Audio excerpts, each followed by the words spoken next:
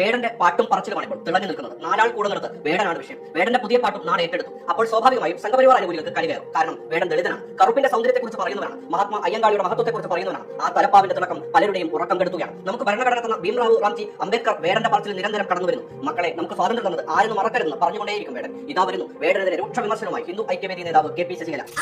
രക്തദാഹവുമായി ശ്രീലങ്കൻ ഒറിജിനുമായി വന്ന് ഈ കേരളത്തെയും വിഘടിപ്പിക്കാം എന്ന് തീരുമാനിച്ച് പ്രവർത്തിക്കുന്നവരുടെ മുന്നിലേക്ക് എറിഞ്ഞു കൊടുക്കണം. ഒരു സമൂഹത്തെ പട്ടികജാതി പട്ടിക വിഭാഗങ്ങൾക്ക് തനതായ എന്തെന്ത് കലാരൂപങ്ങളുടെ റാപ്പ് സംഗീതമാണ് ഇവിടുത്തെ പട്ടികജാതിക്കാരനെയും പട്ടികവർഗ്ഗക്കാരനെയും തനതായ കലാരൂപം. ഗോത്ര സംസ്കൃതി അതാണോ? പട്ടികജാതി പട്ടികവർഗ്ഗ വിഭാഗവുമായി പുലബന്ധം പോലും ഇല്ലാത്ത റാപ്പ് മ്യൂസിക്കുകളാണ് അവിടെ കേറേണ്ടത്.